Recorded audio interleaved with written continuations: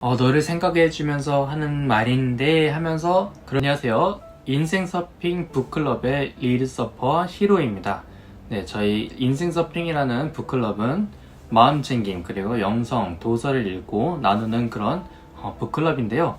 저희가 지난번 기수에서 읽은 사이토 히토리 씨의 상식을 깨부숴라 라는 책을 읽고 너무나 좋은 내용들이 많아서 저희가 지난 기수에서 나눴던 그런 인사이트들도 함께 풀어드리면서 이렇게 유튜브를 키게 됐는데요.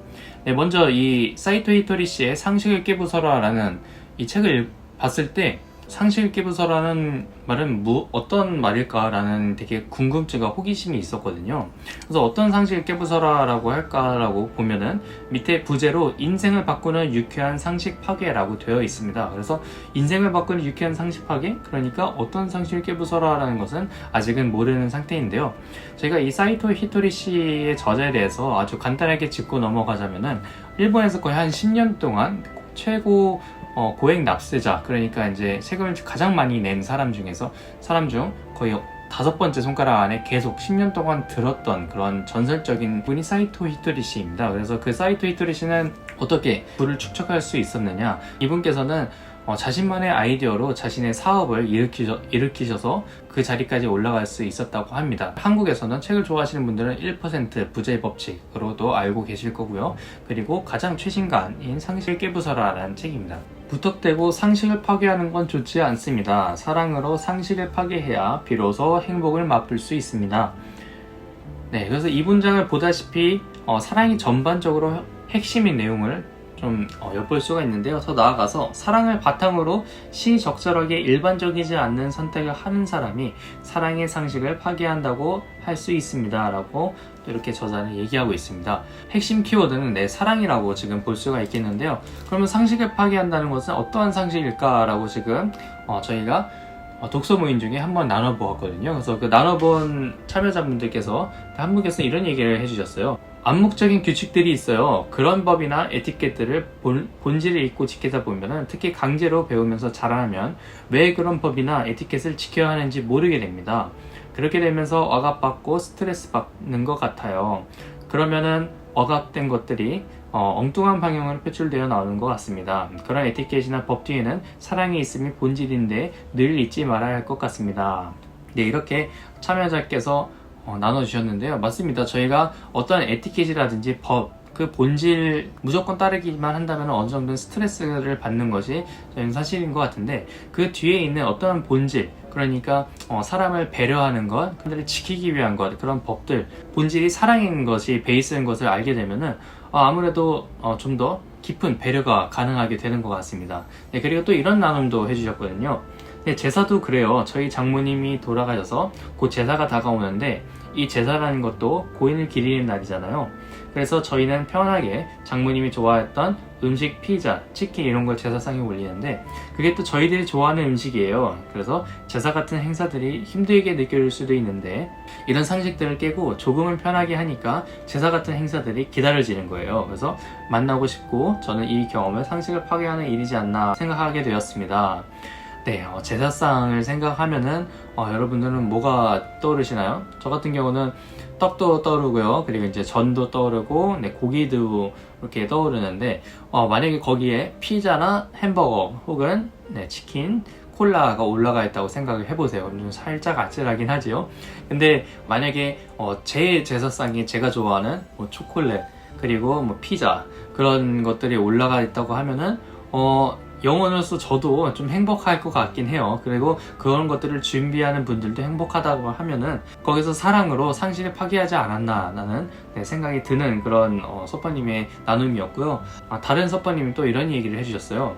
돈이 많아야 행복해야 할 수 있다는 생각, 나이가 들수록 변화하기 어렵다는 고정관념, 완벽해야 한다는 강박관념, 혼자 있으면 외롭다는 생각, 실패는 나쁜 것이라는 부정적인 시각. 네, 사실 이런 것들이 우리 마음을 무겁게 하는 상식들인 것 같아요. 네, 이렇게 나눠주셨는데요. 네, 그런 것들이 이제 상식이라고 하면은 슬프게도 좀 상식이 되는 것 같아요. 지금 저희 현재 사회에서는요.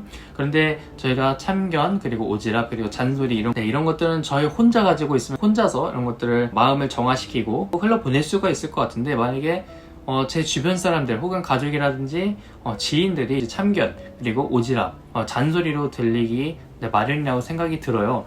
그런데 그런 것들이 사실은 사랑이 어느 정도 들어있으면서 그런 얘기를 해주시거나 그런 거를 들었을 때 듣는 사람도 그것이 사랑이 담겨있다는 것을 알 수가 있거든요. 그래서 그럴 때는 충고가 되고 그럴 때는 또 케어링이 되는데, 만약에 사랑이 없다면은 순수한 그런 참견으로 이렇게 다가오는 경우가 많이 있는 것 같습니다. 그래서 만약에 내가 누군가를 충고해줘야 되겠다 그러면은 자신의 욕심이나 욕망을 넣어서 얘기해주는 것보다 정말로 그 사람을 위한 그 사랑이 담긴 그런 충고라든지 그런 케어링을 해준다면은 상대방도 그거를 느끼기 때문에 그거는 정말로 사랑이 담긴 케어링이다 라고도 할 수가 있을 것 같아요. 너를 생각해주면서 하는 말인데 하면서 그럴 때 좀 더 조심하고 좀 더 생각해 볼 필요가 있는 것 같습니다. 그래서 더 나아가서 인간관계를 제압한 사람이 인생을 제압한다고 해도 과언이 아닙니다. 이렇게 사이토 히토리시는 이야기하는데요. 인간관계 중에 가장 어려운 것은 아무래도 가족관계이지 않나 라는 생각이 듭니다. 되게 유명하신 분인데 제가 이름이 지금 기억이 나지는 않습니다. 이런 얘기를 하셨어요. 당신이 어느 정도의 깨달음을 얻었다고 생각할 때 그때 부모님을 가서 뵙고 한번 같이 지내보아라 라는 그런 말이 있습니다. 그래서 그만큼 부모가 그리고 가족 간의 관계도 난이도가 가장 좀 어렵다고 생각이 들거든요. 방금 사이토 히토리 씨가 인간관계를 제압한 사람이 인생을 제압한다 해도 과언이 아닙니다 라고 이렇게 얘기를 해주셨는데, 가족과에서 관계를 정말로 원만하게 그렇게 지내시는 분들은 정말로 사랑으로, 매 순간 가족과의 사랑으로 대해야지만 그렇게 될 수 있다고 생각이 들고요. 그래서 인간관계를 잘 다스리는 사람이 인생도 잘 다스린다 라고 이렇게 얘기를 했기 때문에, 가족관계가 되게 좋은 사람들은 인생도 잘 다스리고 있다 라고 이렇게 볼 수 있을 것 같습니다. 사랑이 깃든 행동에는 실패가 있을 수 없습니다. 이렇게 되게 단호하게 얘기를 하셨습니다. 그래서 이렇게 얘기를 하실 수 있는 거는 정말로 경험에서, 많은 경험을 통해서 이렇게까지 얘기를 할 수 있다고 생각이 드는데, 매 순간 한번 이 문장을 좀 가지고 저희가 좀 삶에서 적용을 해보면서 살아보는 것도 되게 좋은 그런 메시지인 것 같아요. 자, 그러면 저희가 이 사랑을 담아서 상식을 파괴해야 될 때는 언제인지, 이렇게 또 사이토 히토리 씨는 가슴이 답답하고 불쾌함을 느끼는 바로 그때가 적절한 타이밍입니다. 가슴이 답답하고 불쾌할 때 바로 그때가 사랑으로 상식을 깨 부숴야 된다라고 이렇게 얘기를 하고 있습니다. 되게 부합되는 문장으로 이 문장도 그런데요.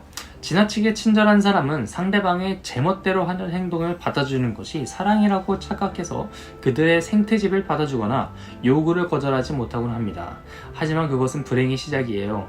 진심으로 사랑을 전달하려면 제멋대로 구는 상대방에게 그렇게 하면 안 됩니다. 잘못된 결정입니다. 사랑이 빠져있네요와 같은 메시지를 보내야 합니다. 제멋되게 굴게끔 이렇게 놔두는 것이 사랑으로 착각하기 너무나 쉬운 것 같습니다. 그래서 그럴 때는 사실은 이걸 보면 돼요. 내가 지금 이렇게 배려를 하고 사랑을 퍼서 주고 있는데 그 사람은 사랑을 받는 것을 느끼고 있는가, 그거를 알게 된다면은 정말로 그 사랑 속에서 인간관계가 바뀐다고 생각이 들거든요. 그런데 여기서는 그냥 그저 그 제멋대로 하는 행동들을 받아주기만 하면은 상대방도 이 정도 해도 괜찮네? 라는 그런 터무니없는 생각을 가지고 계속 또 반복하기 마련입니다. 그래서 그럴 때는 또 따끔하게 사이토 히토리 씨는 사랑에 빠져있네요. 잘못된 결정입니다. 그렇게 하면 안 됩니다. 라고까지 이렇게 이야기를 해야 한다라고 하고 있습니다. 그래서 사랑이 그 중간에 있다면은 그 사랑으로부터 누군가는 잃어야 되고 그 누군가는 얻어야 되고 누군가는 고통받아야 되고 누군가는 힘들어야 되고, 그런 것이 없다고 이렇게. 강한 마음은 눈에 보이지 않는 강한 파동을 만들어냅니다.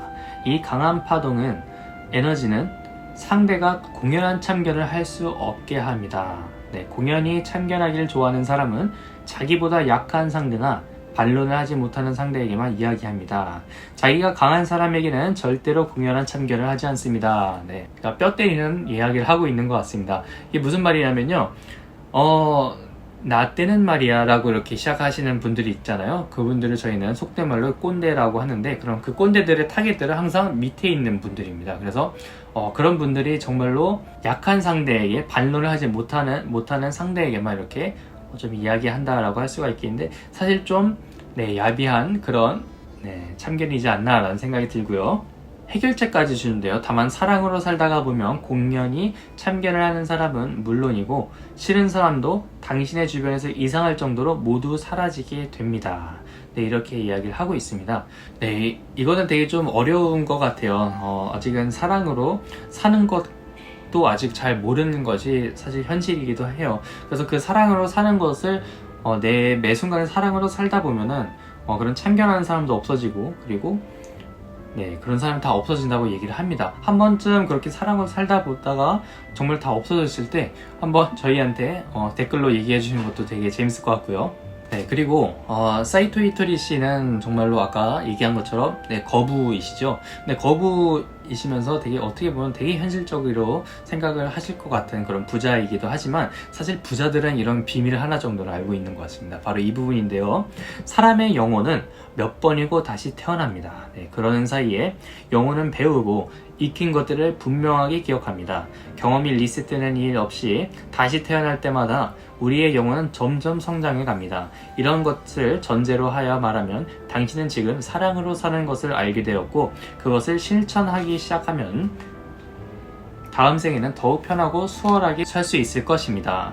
이 생에서 사랑으로 사는 것을 완전히 습득했다면 다음 생에서는 사랑의 깊이를 더한다는 상급 수준의 수행이 준비되어 있을 거예요. 지금보다 더 행복하고 즐거운 인생이 펼쳐지는 거죠.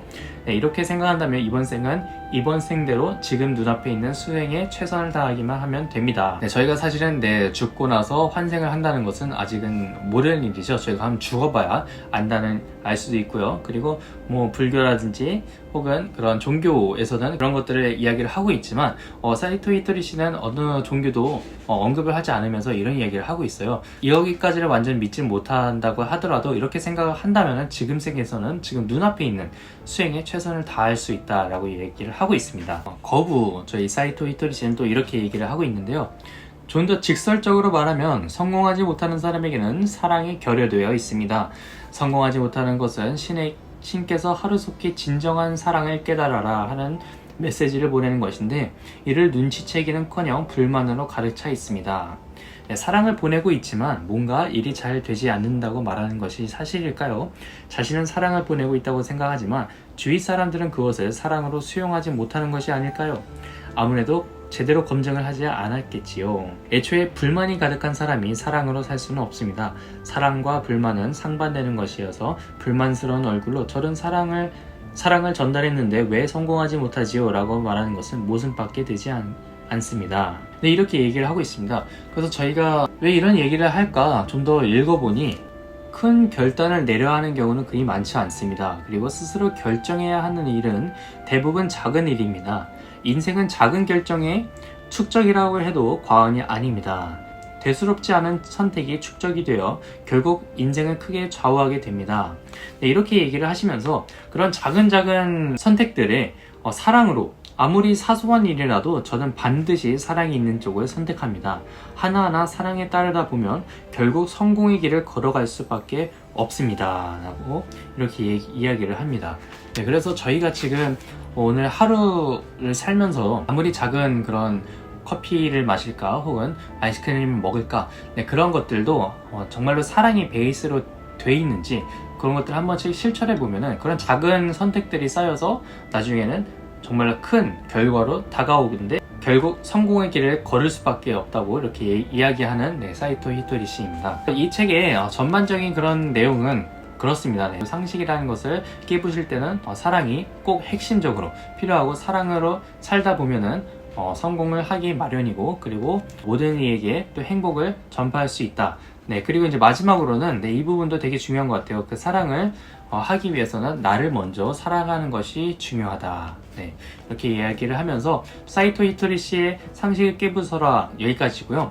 사실 저희가 되게 좋은 그런 시간들을 가지고 있습니다. 저희 인생 서핑 북클럽이라는 곳에서요. 그곳에서는 저희가 이렇게 사이토 히토리 씨처럼 되게 성공하신 분들 혹은 또 마음챙김 또 영성으로 유명한 마이클 싱어라든지 에크하르트 톨레 같은 그런 분들의 책들을 나누면서 일상생활에 어떻게 적용했고 그런 것들을 통해서 나에게 어떻게 와닿았고 내가 어떻게 전보다 더 나아졌고 네, 그런 영성과 마음 챙김을 터울 없이 그리고 자연스럽게 나눌 수 있는 그런 독서 모임입니다. 사실 그런 나눔을 옆사람 혹은 이웃 혹은 가족들과 나누는 것이 어려운 게 사실 요즘 현실이기도 하지요. 그런 것들을 터울 없이 나누고 싶은 그런 장을 원하신다면 언제든지 저희 인생서핑 북클럽에 연락을 주시면 좋을 것 같습니다. 그래서 지금까지 인생서핑 북클럽의 리드서퍼 히로였고요. 시청해주셔서 감사합니다. 히로였습니다.